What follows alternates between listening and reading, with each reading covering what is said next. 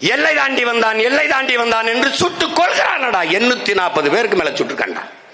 கேரள மீனவன் எல்லை தாண்டி வர்றானா இல்லையா? இந்த கேள்வி ஏண்டா யாரும் எழுப்பல?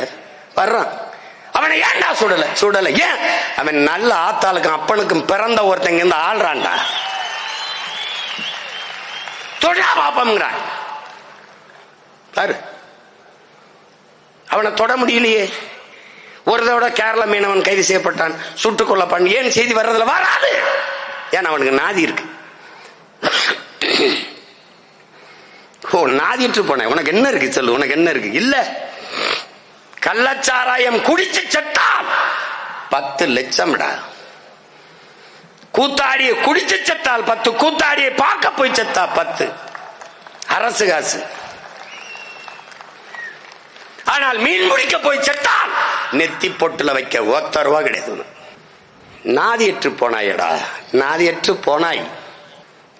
உலகத்திற்கு அறம்பாடி, வீரம்பாடி, மானம்பாடி தந்த நீ எங்க நிலையில் நிற்கிறாய்? எங்கே? உலக உயிர்களை நேசித்து நின்றவன்டா நீ. வாடிய பயிரை கண்ட போதெல்லாம் வாடினேன்கிறான்டா வள்ளலால் பெருந்தகை. உன் முன்னவன் தானடா. தாள கிடப்பவரை தற்காத்து நிற்பதே தர்மம்ங்கிறானடா வைகுந்தர். உன் முன்னவன் தானடா. காக்கை குருவி எங்கள் சாதி, நீல் கடலும் மலையும் எங்கள் கூட்டம்ங்கிறானடா. அவனும் உன் முன்னவன் தானடா. பிறப்பு ஒக்கும் எல்லா உயிருக்கும் பகுத்துண்டு பல் உயிர்கள் ஓம்பு. இந்த இனத்தில் பிறந்த மகன் நிற்க வழியில் நாதியற்று போய் நடிகனை பார்க்க போய் செத்ததற்கு இத்தனை பேர் பண்ணானடா. கள்ளச்சாராயம் குடிச்சதுக்கு இத்தனை பேர் பண்ணானடா. மக்கள் புரட்சிடா.